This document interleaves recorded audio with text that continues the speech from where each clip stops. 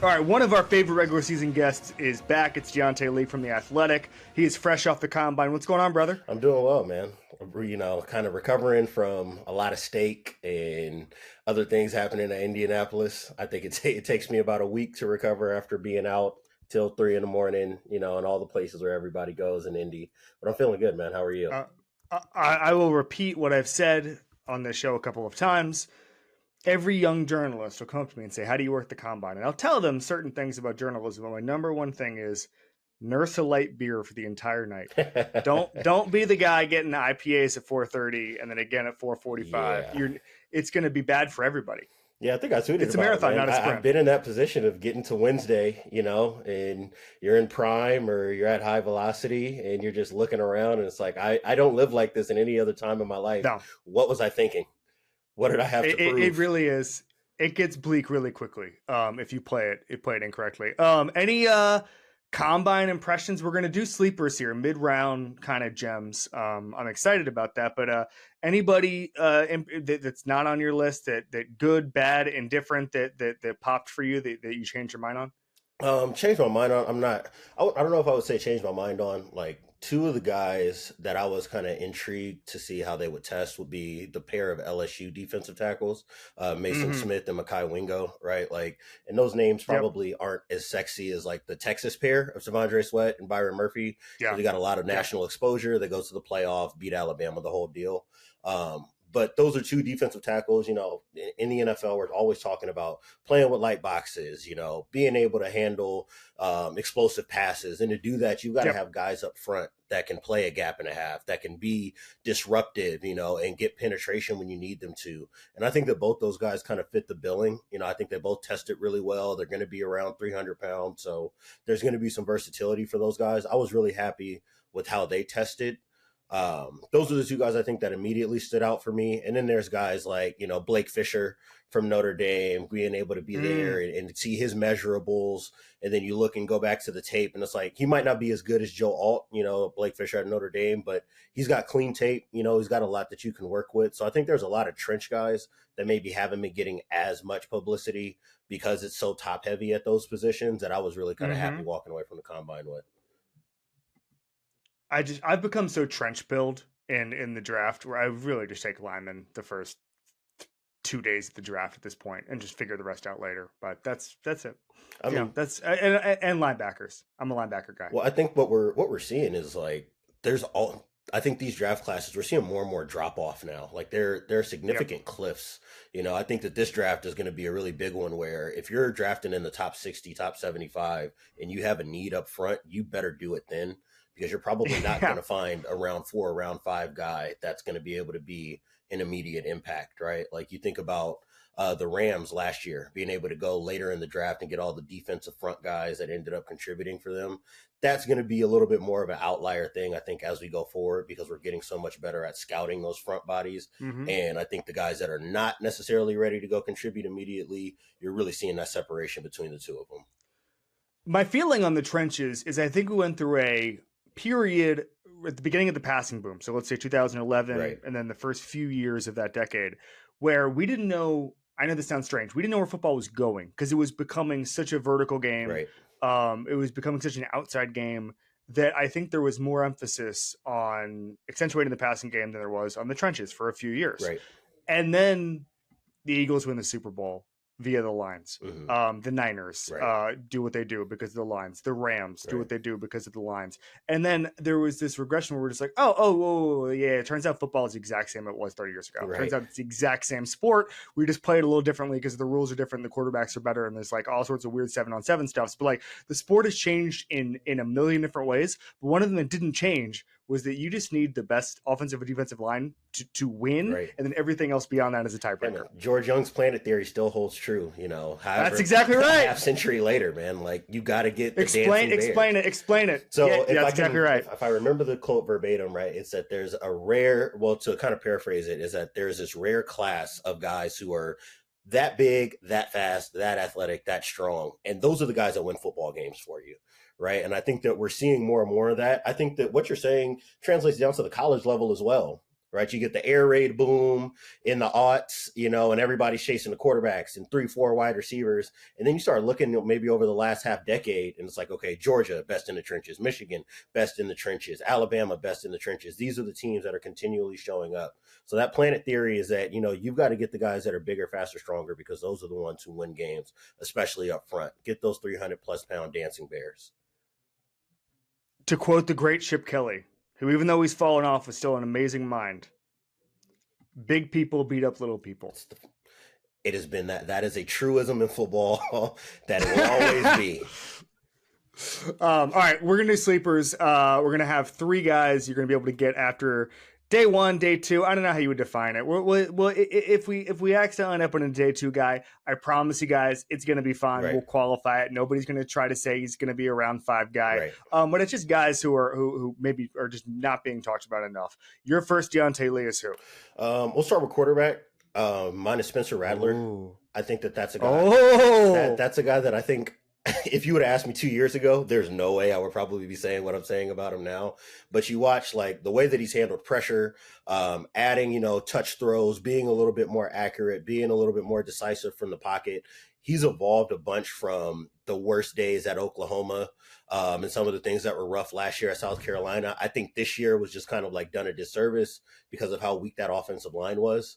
And you can kind of see maybe a little bit of desperation popping up in his game, trying to stay away from getting hit. But if you're a team that likes to be a spread offense, wants a guy that has all the arm talent in the world, can actually go create a little bit within the pocket, create space to make, make those off platform, off your typical throwing angle type of plays. I think he's a guy that maybe you can keep in the wings and develop, and he might be able to be a spot starter, quality backup, and then turn into, maybe a guy who's about like a bridge quarterback quality player. Any specific program that jumps out to you where you'd say, I'd love to see him under this coach? I would say all of the teams we know to be like the typical spread team. So if I'm Denver, I mean, their quarterback situation is what it is. I wouldn't draft him with the idea that he can start right away. But in Sean Payton's offense, you need a guy who can create within the pocket and can rip those seam throws, that's willing to throw the middle of the field. And I think that Spencer Rattler is a guy who can do that. Philadelphia, I think he would be a quality backup for. He can go develop there. Underneath Kellen Moore, who's going to play a little bit more of that wide open football in the passing game, pure drop back game. Indianapolis, with not Frank Reich, with Shane Steichen. He's another guy that I think will be like a qualifier there. So I think those types of offenses I would be really interested to see him in.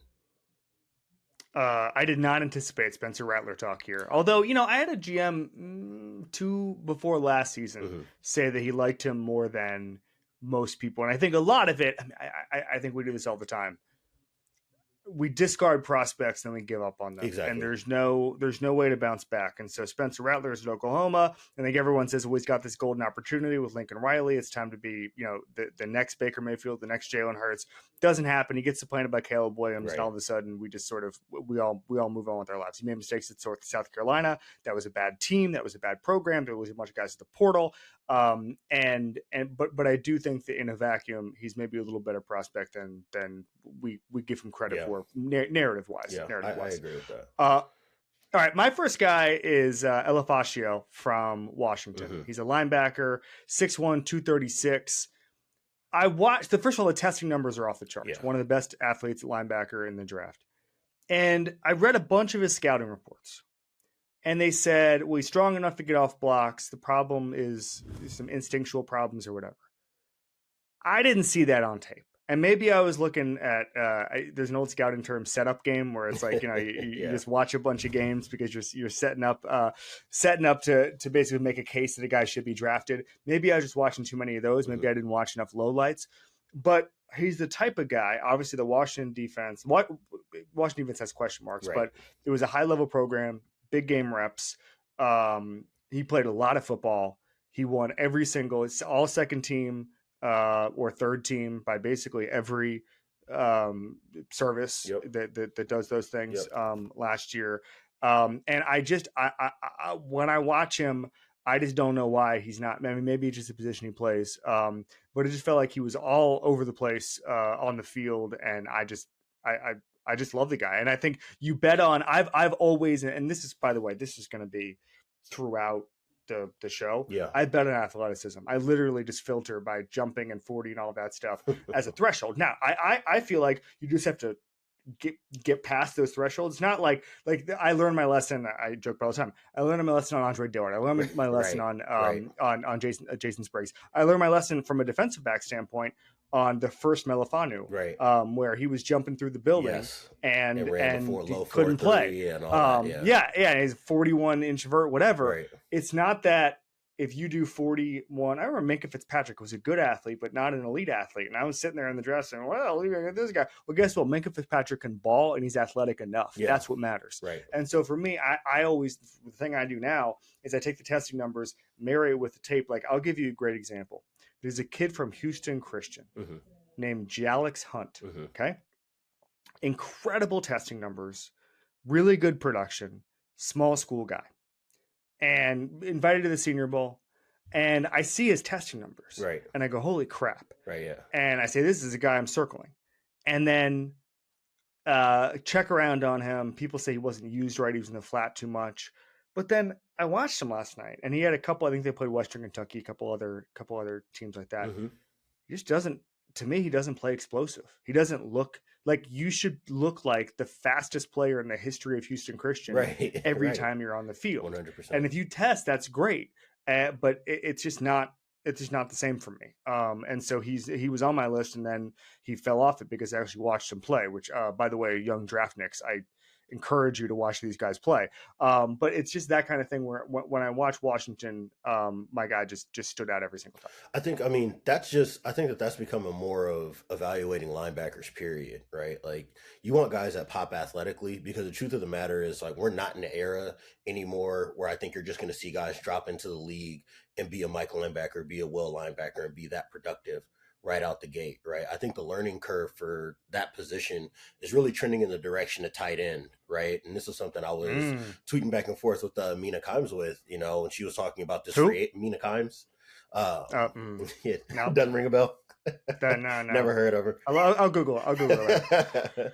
But she was kind of talking about the free agent class of linebackers and why it's so deep with guys who are in their late 20s that can play. And I think that what we're seeing, you think of Patrick Queen, you think of Jordan Brooks, you think of those guys, came in the league, asked to do a lot right out the gate, guys who are pretty good athletes, and they struggle, and it takes some time. So I think you've got to get guys that clear those athletic benchmarks like you're talking about, and you can turn on the tape and see, like, all right, he's got the quick twitch that he needs to be able to go out and play in space. He's got the closing speed, and he takes the right angles to the ball, and it looks explosive when he's taking on blocks. It looks explosive when he's making contact with the ball carrier. And then we've got to teach him NFL defense from there, because the college game is so separate, I think, from what the league is asking guys on defense to do.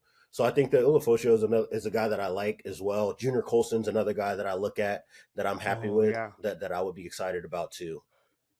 So I will say, it's funny because when the thing that changed my mind on this so much was the Mike Tomlin interview on the Pivot. Don't know if you saw it, where he basically says, like,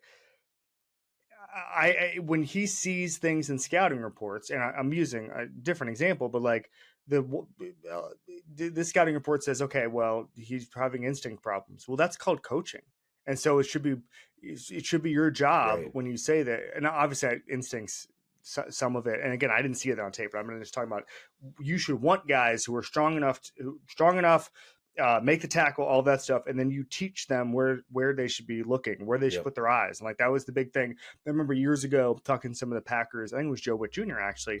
And I was talking about some of their young players, and he was just like, you can change a young man's life by telling him where to look, on an offense. And they're not taught at whatever Pac-12 school. They're not taught at whatever Big 12 school to look at this point of the backfield, not that point of the backfield. Nick Saban talking about different parts of where you should look and all that stuff. Like, I just think that there's so many different coaching points that you just bet on athleticism and tape, and then you can go from there. So I completely agree with some of the linebacker takes you have. All right, go ahead. Sorry. Next guy, to the point of you're making about feel for the game and guys that just have it versus guys that don't.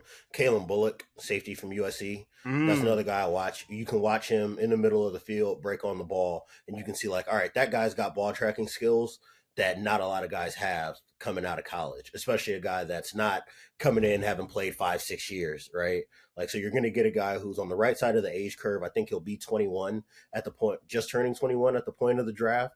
So you've got a guy that's not peaking already athletically. He's got the size. He's a tall dude, ran fast enough to where you're starting to hear rumors in Indianapolis last week that maybe teams will try him out at corner, right? Or teams might have a little bit of interest bringing him closer to the line of scrimmage, right? Because he does have the speed, because he has the length, because he has the size. But you turn on the tape, you're talking about a guy who can plant his foot, get to the ball from the middle of the field out to the numbers. He's one of those types of guys. Obviously forced a bunch of turnovers 2 seasons ago.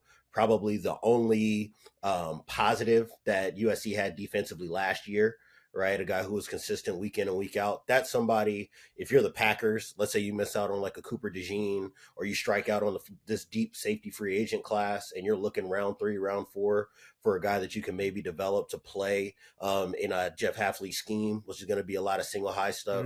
Bullock is the type of guy I think that would fit that. Same with Mike McDonald in Baltimore, right? Yeah. You want a guy who can really range and go play in coverage comfortably.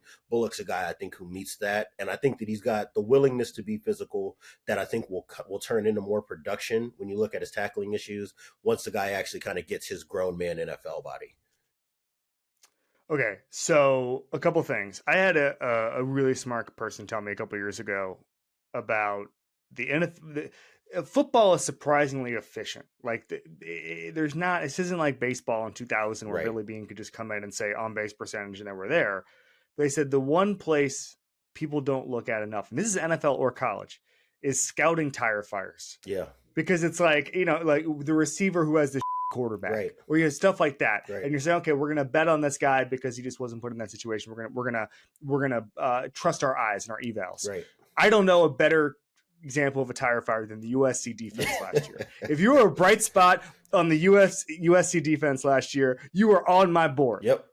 I mean, and that's what it was. It's funny talking in that way, right? Like, I'm a high school football coach, so I'm always thinking of high school and college and the way you look at guys, and you'll see, all right, there's a really good football player playing next to a bunch of guys who are going to be adjusters for an insurance company. Yep. In 5-6 years. Yep.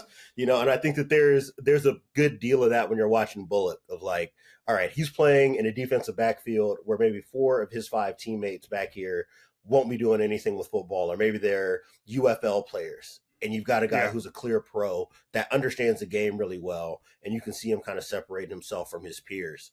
And I think that that's why he's been so productive, and I think that's why he'll be a successful pro.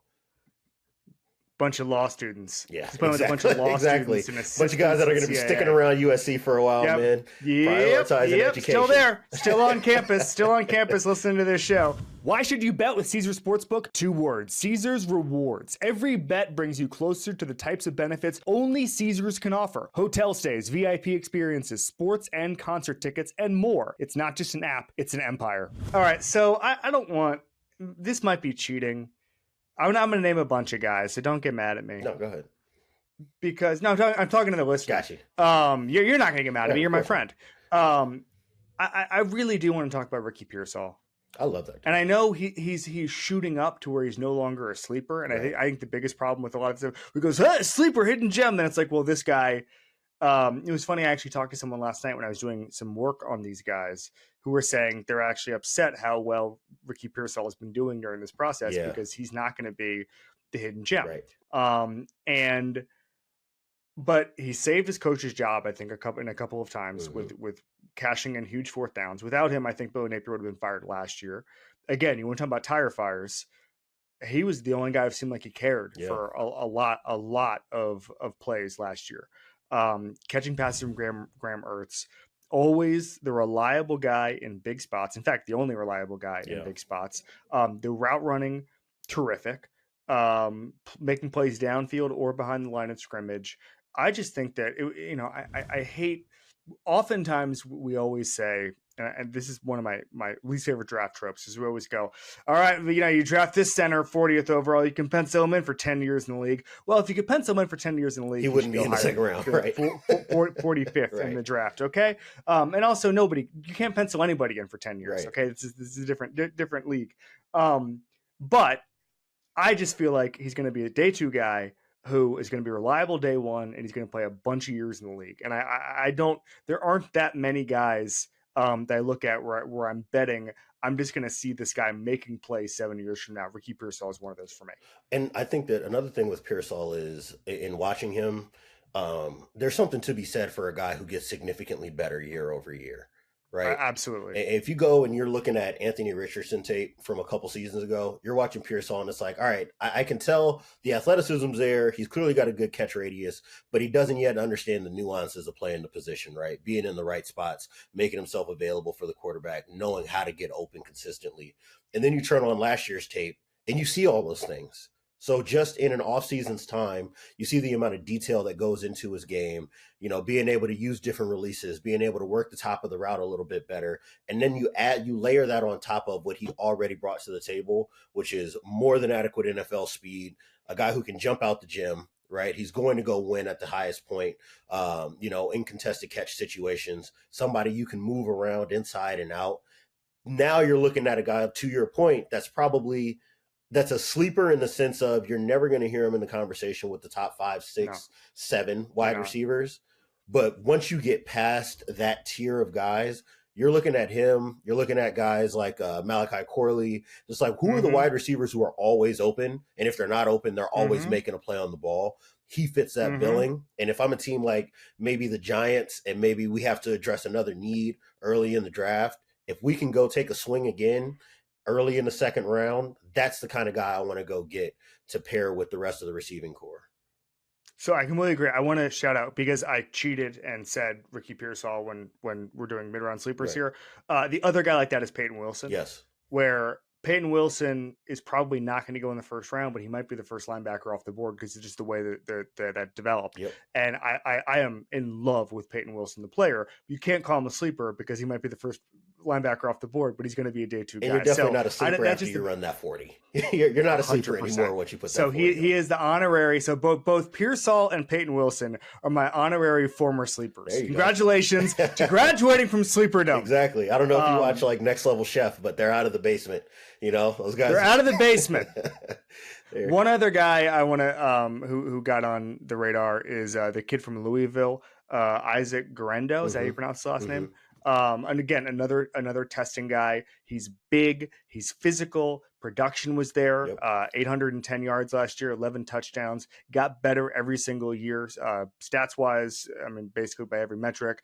And he's that kind of athlete. Yep. Again, part of this is you're a sleeper because of the positional value. Just no one talks about running backs unless they're going to go in the first round. But again, he's another guy to me, not necessarily a sleeper, but deserves mention in this conversation where I'm just talking about amazing athletes I really, really like. Yeah, I'm with you on that. 2 other guys, I'll go to DB for me that I'm really interested in. Please. Andrew Phillips from Kentucky, Josh Newton, TCU. Tweeted about Josh Newton last week.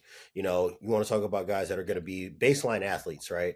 They're not low 4.3 guys. They're not going to be 6'2" with 34-inch arms. But these are guys that can play in the slot or outside. I think for the teams that are trying to play nickel to everything and you need that slot defender that's going to be in that 6-foot range, 200 plus pounds or around that range and can run a 4.5 and will stick their nose in there and being competitive with setting edges and making tackles out in space. Those are 2 guys that I really like. And I think that Josh Newton is somebody who was maybe a little bit higher on people's radar as a DB a couple of years ago when TCU was making their deep playoff run. I think that now, you're not playing with as many talented guys. You're maybe getting targeted a little bit more. People start nitpicking your game.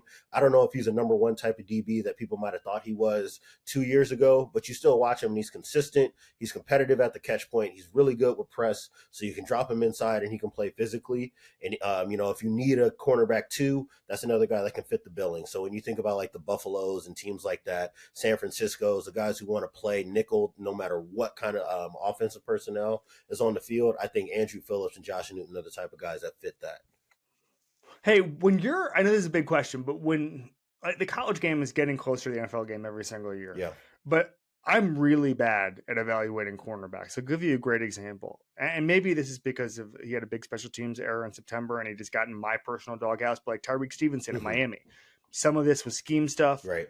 Some of it was safety stuff. Some of it was just that the offense his last year was so bad Yeah. that they were just, the defense was on the field all the time, Right. and they were just getting failed, which again is part of it. But when you're evaluating college CBs for potential, you're looking at what, Diante? Change of direction skills. I want to see how you play at the line of scrimmage, right? Are you willing to play at the line of scrimmage? Are you smooth with your hips? How do you play at the top of the route?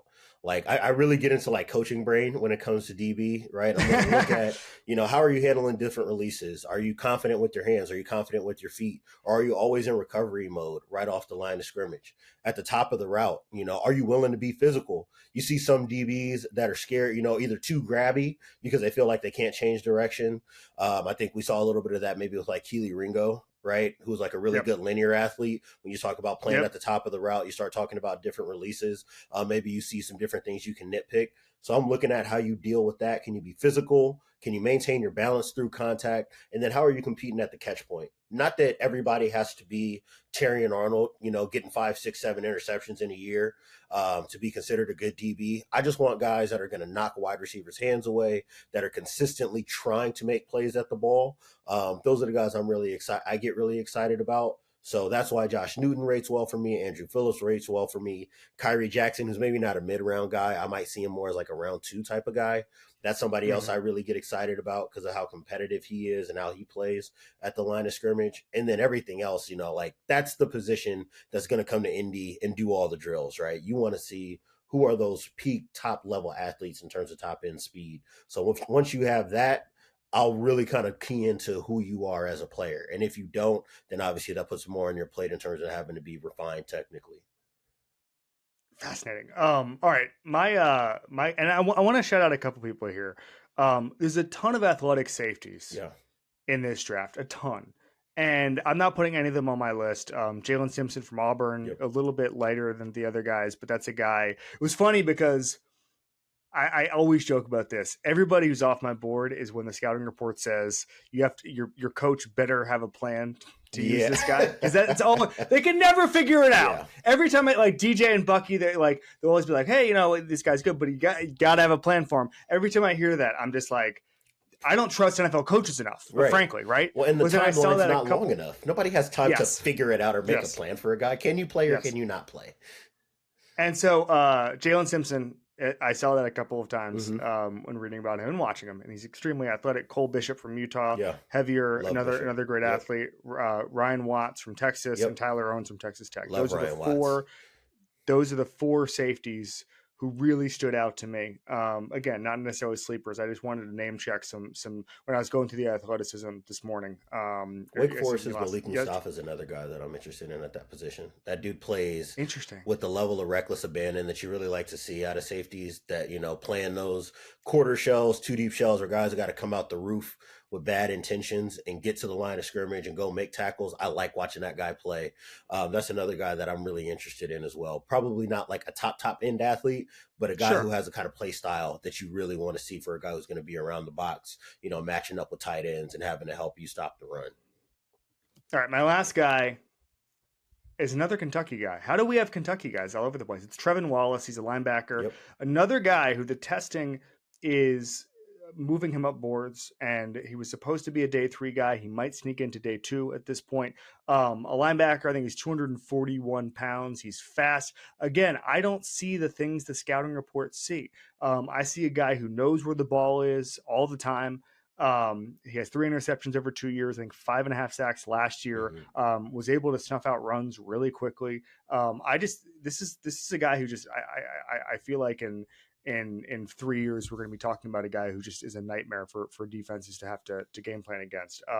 He had 80 tackles, and I just when the athleticism to me matches up, and you're a linebacker in the middle of the field, good things happen. Yeah, I mean, that's the game, right? Like, you look at the teams that are winning, year in and year out now, especially playing good defense, you get guys who play well in the middle of the field. It's about range. I think that sometimes, and there's another reason that makes this position hard to scout at times, is I think that people have a hard time determining what instincts are versus a guy who just goes, right? Like, you look at like Jeremiah Trotter Jr. I think that that's a really good athlete, but you watch him, and I think that some of the things that might be credited to instincts or feel for the game are really just him triggering or them having him called on blitzes. There are a lot of linebackers in this what they're coached to do. Who are blitzing, who are just taking a gap.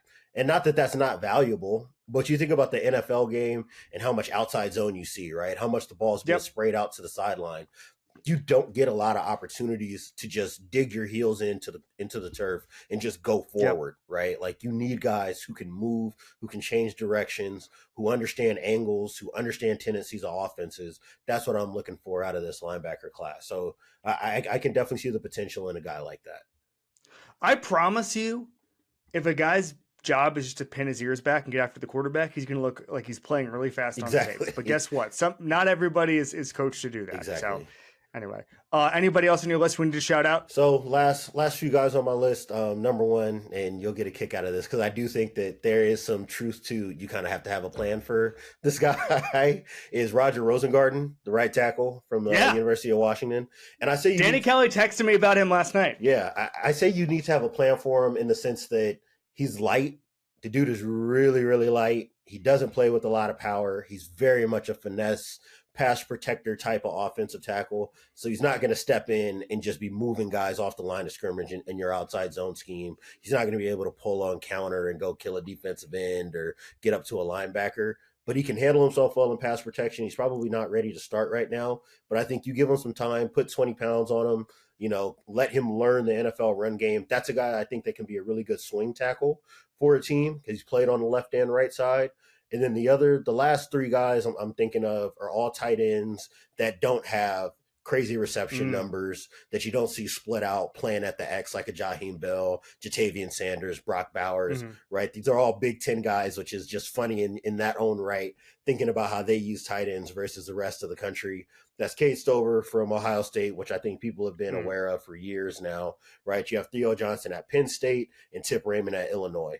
All three guys will step into the league as competitive blocking types. They fit the size profile you want. And I think they're all underrated athletes. And they're athletes in ways that I think don't show up in their reception numbers because they're not playing in offenses that are looking to feature tight ends in the passing game. And I think for me, if I'm not going to get that top 10th percent, top 90th percentile tight end guy like a Brock Bowers, like a JT Sanders, like a Jaheim Bell, I want to get guys like Stover, Johnson, and Raymond that know how to block and can go contribute in the game that way. And then they can learn how to get the proper feel for playing tight end as a receiver as they kind of progress in the league. So that would be, my kind of round 3 to round 5 group of tight ends that I think could turn into something in the league. He's at Diante Lee FB on Twitter. More insights on the way. Thanks, buddy. No, man. Thank you for having me.